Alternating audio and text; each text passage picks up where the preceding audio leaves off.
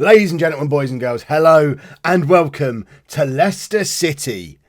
Yet another blue thumbnail on this pesky channel, for goodness. How am I supposed to differentiate my videos? If you have no idea how we got here, this is the 5th club in the Non-League to Legend series this year. Now, if you're not sure how we got to this point, might I suggest heading down into the description or onto the homepage of this channel, where you'll find links to the playlists of all the previous clubs. We've gone, let's see if I can remember, via Alfreton, then Bath, Oxford, Portsmouth, and here we are in Leicester. And on that point, we should probably have a look at how we've made it from Portsmouth to Leicester.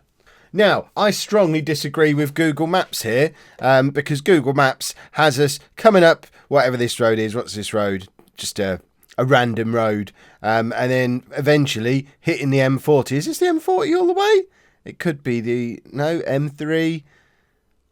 The details might not be as important. I'm happy with this part. I don't want to go into London. That must be a train, because it's not even hitting the M25. I don't want to go into London. That's just going to add time to the journey. I'm comfortable until we get here. At which point, Google Maps tells me to go via the M40. Going via the M40 seems mad. Leicester's on the M1. We're already on the M1. Let's just stay on the M1 and go all the way up the M1. Yes, it'll take us an extra 2 minutes, but it saves us 6 miles. I don't know which is better for the environment. I don't know which I'm more... Well, I know I'm more comfortable with going at the M1. It just makes more sense. It's 160-ish miles from Portsmouth to Leicester, so obviously we are going to have to move house. Interestingly, it's the closest I've been to my actual house in the whole of the save so far. You can see my actual house has got a little blue dot on it, which is a little alarming. I don't know why has it got a blue dot? Google, you know too much about me. But I could conceivably just move back in here. But I've got a £30,000 a week contract, which means I can buy this house and still have plenty of money to spare. So I'm going to have a 5-bedroom house in Lutterworth, Leicestershire for £4.5 million.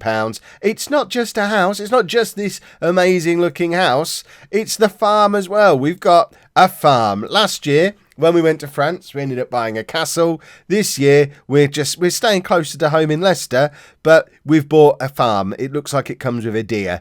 It's got lots of grass. I mean, we could probably take training on there. Forget the training ground, save the club a little bit of money. We saw on the last Portsmouth episode last week that finances are a little bit of an issue at Leicester. So I think the amount of space we've got, we could probably train in my garden. Look, fancy carpet, red carpet up the stairs, very nice.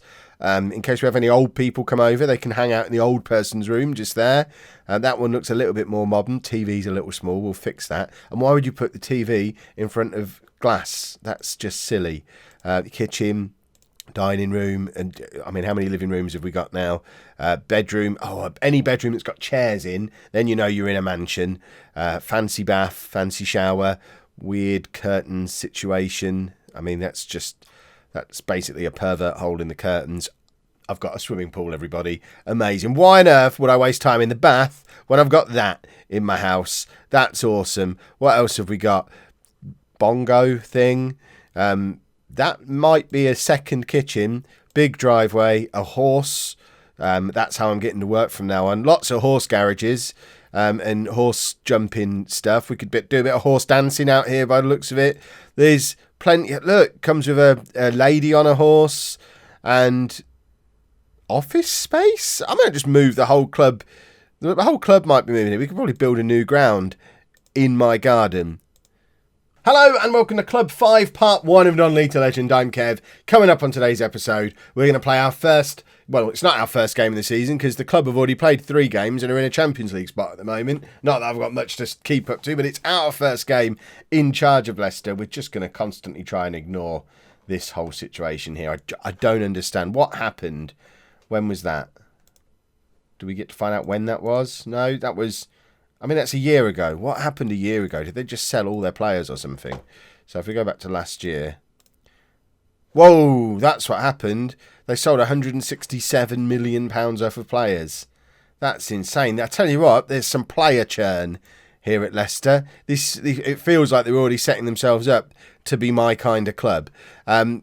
Pre-season prediction-wise, not my profile, that's not what I'm looking at. The media are expecting us to finish 15th, which is where they finished the last 2 seasons in a row. The board are just looking for me to avoid relegation. So don't read too much into this early season form. That was with a 3-4-3 that I'm obviously not going to use, and they don't have any fullbacks at the club. So there's going to be some challenges involved today, but I've had 10 days with them. They've been training the Kev system. I've got a whole bunch of players retraining to be fullbacks, midfielders and wingers and centre-backs mainly. So we should be able to get some fullbacks in place to get us through until January. And in January, fullbacks are going to absolutely be the top of our shopping list. But this is the team that I've put together for this first game of our Leicester season away against Portsmouth's big rivals Southampton. So we've got Miles Villa in goal. Miles Villa, not sure. 25-year-old Belgian international,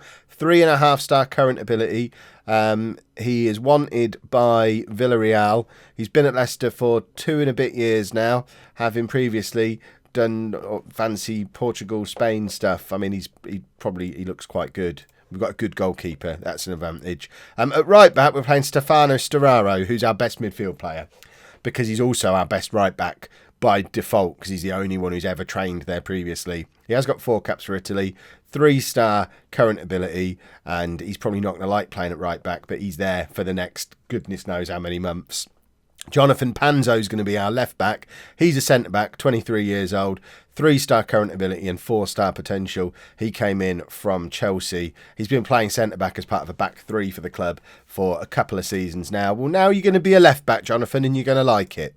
Paulo Oliveira, 32-year-old Portuguese international centre back, playing centre back. He shouldn't be too confused. And Tosin Adarabioyo, I don't know if that's right. He's a bit upset that he's not playing regularly. He only signed in the summer from Wolves as they got relegated, and he's already played 1 game of the 3 that the club have played. But with our other centre-back moving out to left-back, he's going to come in and play at centre-back alongside Oliveira. He's our vice-captain as well, as per advice of my assistant manager. Seems to make sense to have him in the team. In midfield, we've got Joshua Onoma playing as our attacking mezzala. He can play in all sorts of attacking positions in midfield, so it makes sense for him to be the most attacking of our midfield 3. He's got 3.5-star current ability, valued at 22 million quid. Been at Leicester a long time. Never really had an outstanding season. That's going to be this season. I've decided he's going to be outstanding this year. Ethan Galbraith's going to be our deep line playmaker on defend. 23-year-old Northern Irish international, 24 caps already at 23 years old, 3-star current ability with 3.5-star potential. He's another summer signing from this summer, having been at Bristol City down in the Championship. Previously of Man United, with many seasons of loans in League One and the Championship, but he's not made his debut for the club yet.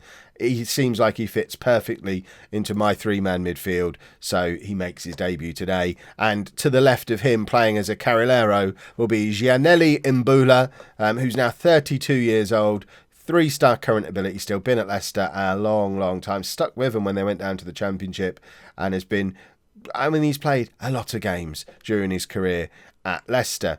In behind the strikers, we've got Adonis, 28-year-old Greek international striker or attacking midfield player. He's going to play as our playmaker in behind our 2 strikers. He doesn't score a huge amount of goals, but I know from experience in the Lollujo FC, the stream save, that this guy can be a creative force if we play him in behind the front 2. And then up front, we've got Callum Wilson, who was on the transfer list when I arrived. He's got 5 goals in 12 caps for England.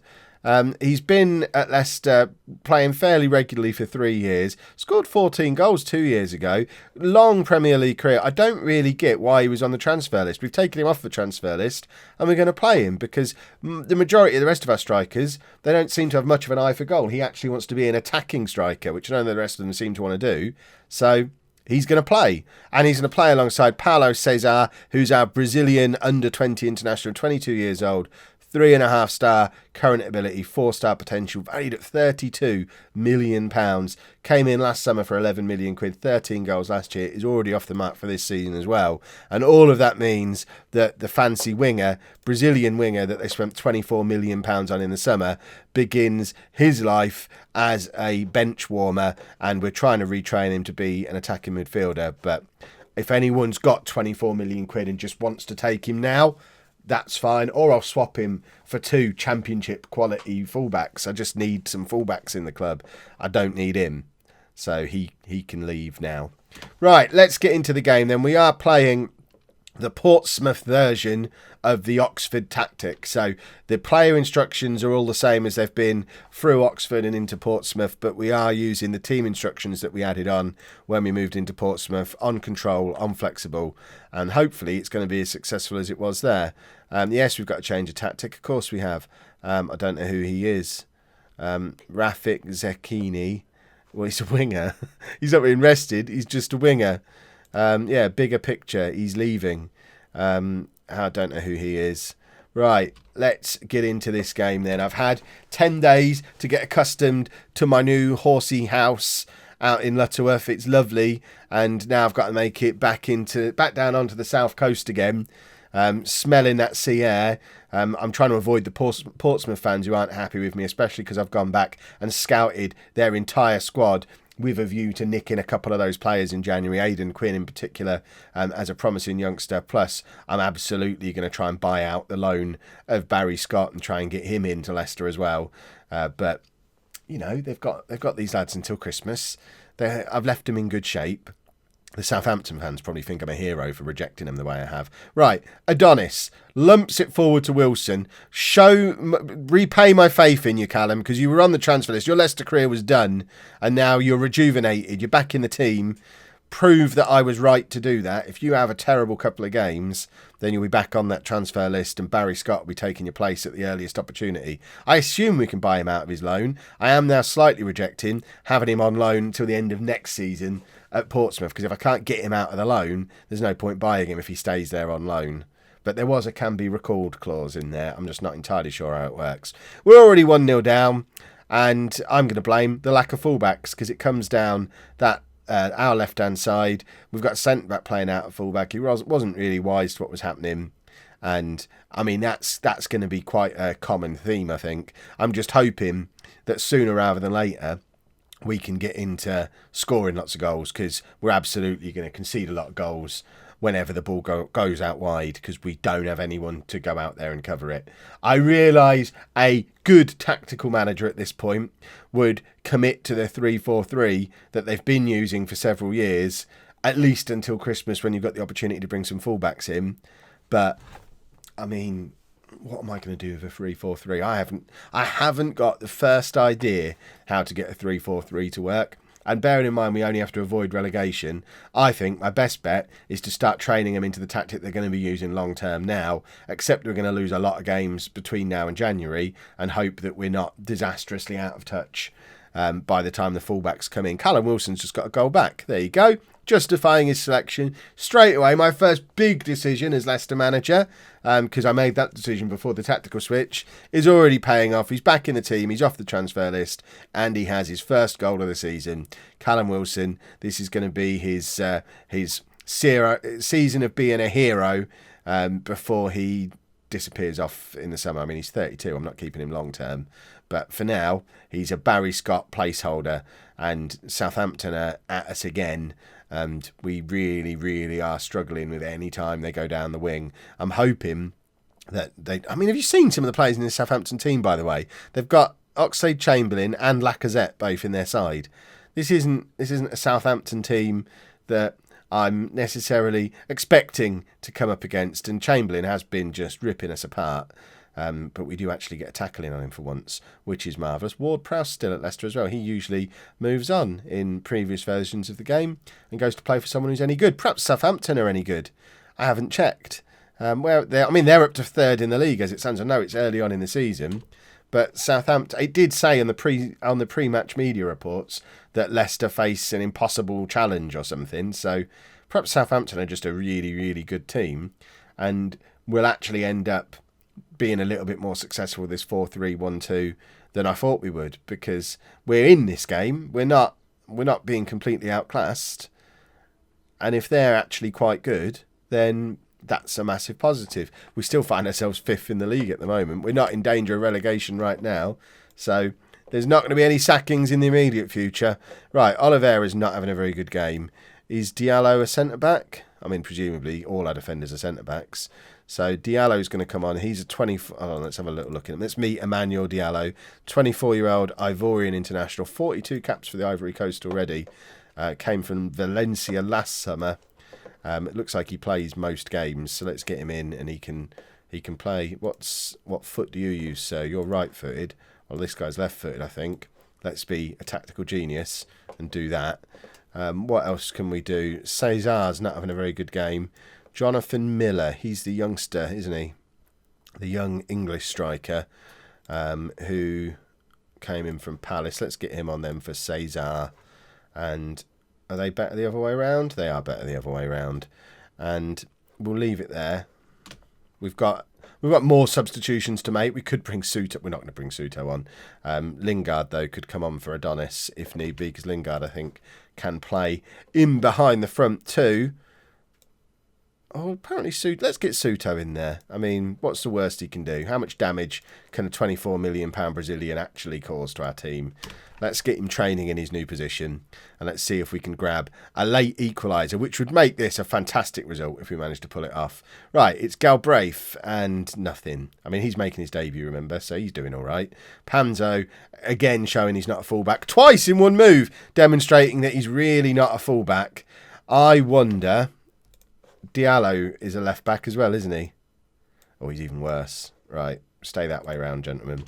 We're just going to struggle with fullbacks. I think we just have to acknowledge our fullbacks are going to be pathetic until at least like the 8th of January when they start. I suppose I can get transfers in place so they arrive on the 1st. Right, Wilson, but into Mbula, to Suto, to Wilson again, finds Miller.